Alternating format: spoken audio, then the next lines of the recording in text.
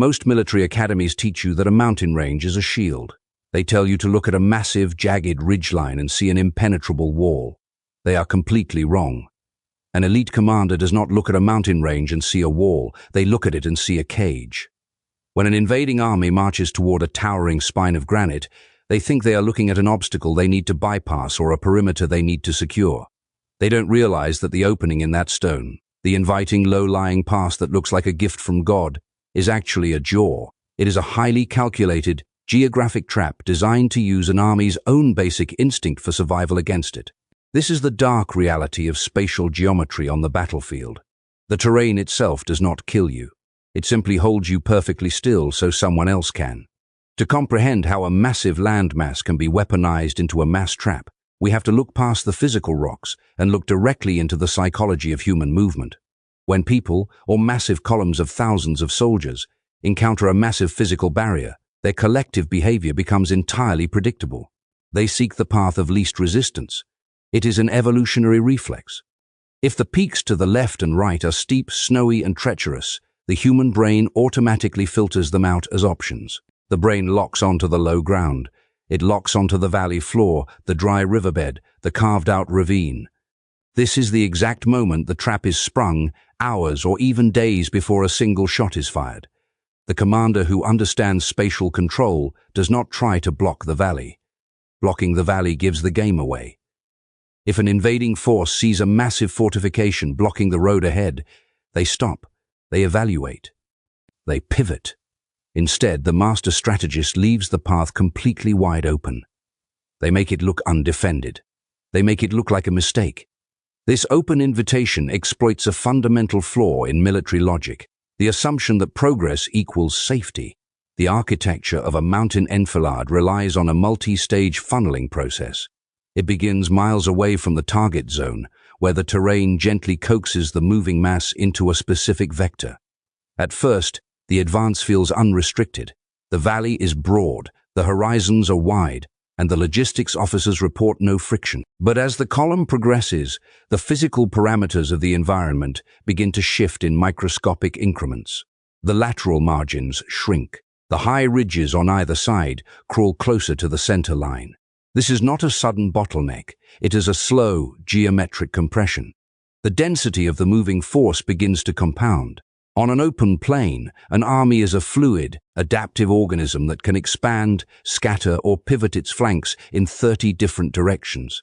The moment that army enters a deep mountain corridor, its geometry transforms from a flexible square into a rigid, helpless line. The width of your entire force is suddenly dictated not by your tactical doctrine, but by the physical distance between two rock walls. Imagine marching at the head of a massive vanguard. You have thousands of men behind you, supply wagons stretching back for miles, heavy equipment and livestock. Ahead of you lies a formidable ridgeline, but right through the center is a perfect, clean cutting. It feels like a shortcut. It feels like luck.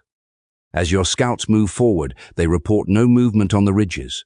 The air is completely silent. Your natural instinct tells you to hurry through this narrow corridor to get to the open plains on the other side. You accelerate. The entire column tightly compresses to fit into the bottleneck. The spatial anatomy of this specific corridor is predatory. The walls are not just vertical, they are terraced, creating natural firing platforms that are completely invisible from the valley floor. The road beneath your feet is uneven, bottlenecking further at a blind bend up ahead. You push deeper, unaware that your entire operational footprint has been reduced to a single, hyper-dense thread. The moment your lead elements reach the blind bend, they find a sudden artificial obstruction. Not a massive wall, but a tightly packed barricade of felled trees and boulders, defended by a small, heavily dug-in rear guard. As the front line halts, the momentum of the miles-long column behind them carries the rest of the army forward, packing them tighter and tighter into the narrow gut of the pass. Simultaneously, at the rear entrance of the valley, a hidden detachment closes the door. The trap is closed, and the geometry of the space is now working entirely for the architect. The immediate reaction to this realization is usually an attempt to scale the walls or find a flank, but this is where the true illusion of the mountain cage reveals itself. Most people assume that the danger of being caught in a valley is the firepower raining down from above, That is only a secondary symptom. The primary danger is the total loss of temporal control. In a spatial trap of this magnitude, time behaves differently. Because the column is elongated over miles, information cannot travel faster than the speed of panic. A crisis at the front takes 20 minutes to be communicated to the rear, and by the time the rear attempts to reverse, they find their own supply lines tangled, their wagons wedged sideways, and their retreat blocked by their own secondary echelons. The army is effectively paralyzed by its own mass. It cannot move forward due to the physical block, it cannot move backward due to its own momentum, and it cannot move sideways due to the sheer stone walls. The high-tech, heavily armed and highly disciplined force has been reduced to a static, non-reactive mass of flesh and steel. This brings us to the critical analytical insight of spatial control. Human psychology completely disintegrates when the vertical dimension is weaponized. Human beings are evolutionarily hardwired to scan the horizon for threats. Our eyes are positioned to look left, right, ahead, and behind. We do not naturally look up at an angle of 70 degrees to find our executioner. When death begins to descend vertically, the psychological baseline of the soldier shatters. From the high rim, the enemy possesses an insurmountable physics advantage. Every kinetic object dropped or fired gains velocity and energy from gravity alone. A rock the size of a fist becomes as lethal as an artillery shell. Conversely, any attempt by the trapped forces to fire upward is a statistical nightmare.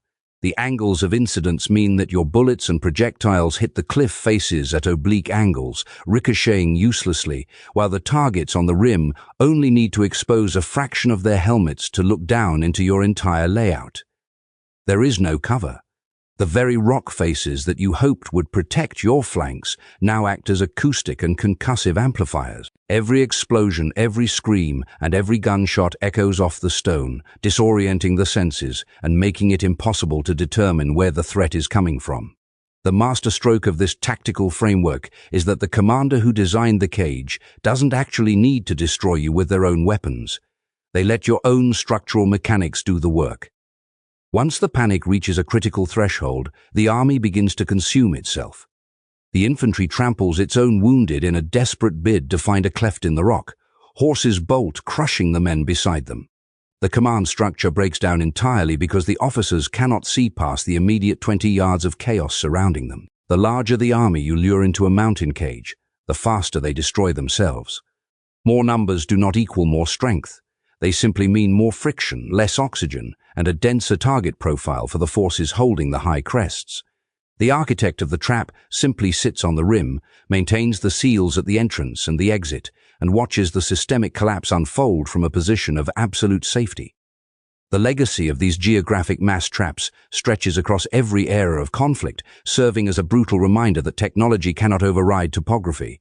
From ancient ravines to modern paved highways cut through steep valley passes, the spatial blueprint remains identical. When an army ignores the active, predatory nature of the landscape, they forfeit their sovereignty to the earth. The systemic failure is always the same, a profound arrogance that mistakes a clear path for an open invitation. Strategists who view the world merely as a two-dimensional map to be crossed quickly will always fall victim to those who understand that terrain is a three-dimensional weapon waiting to be triggered. The lesson for any student of strategy is chillingly simple. The moments you feel most secure, when the path ahead looks clear, when the terrain seems to cooperate perfectly with your objectives, and when you think you are taking a shortcut to victory, are the exact moments you must stop and look up. Because if you are walking through a valley of stone and you cannot see who owns the ridges above you, you are not marching toward a conquest. Most military academies teach you that a mountain range is a shield.